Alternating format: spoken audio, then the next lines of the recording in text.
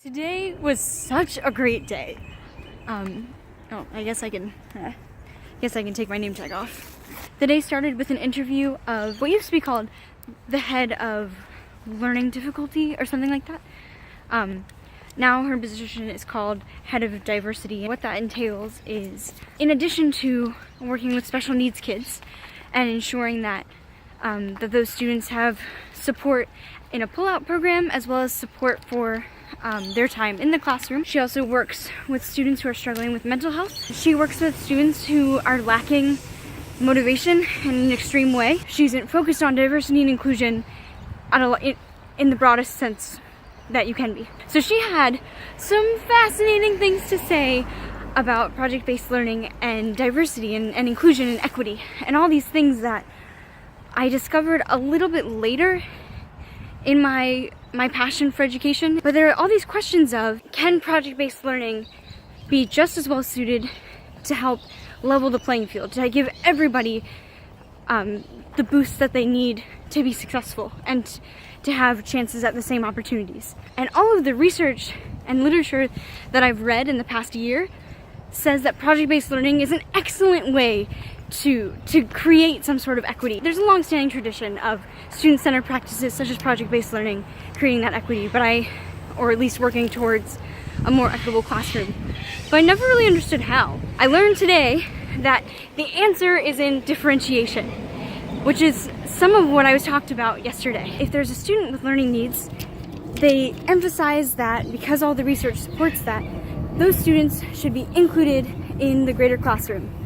Right, it used to be that we sequestered the exceptional learners, and not only is this illegal now against segregation laws in Australia, but there's loads of research that shows that the inclusion of those students in the classroom not only helps their development, the exceptional learners, but it improves everyone's learning.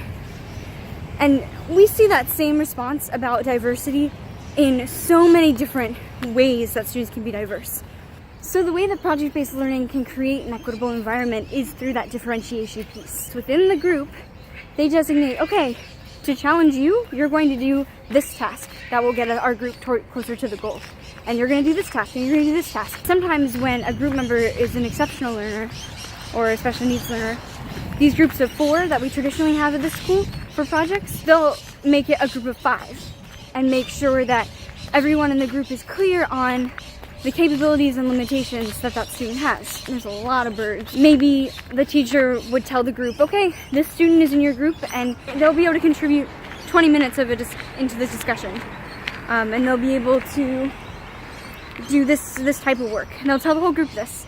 And so, just like with any diversity of ability, whether it be laziness or a high-achieving student, the group has to navigate, okay, what are the strengths and weaknesses of every member? What are the tasks that we've identified that have to get done? And we'll be sure to delegate accordingly. And it's up to the teacher and the students and all the students and the diversity coordinator to be sure that everyone's needs are not only met, but they're also challenged.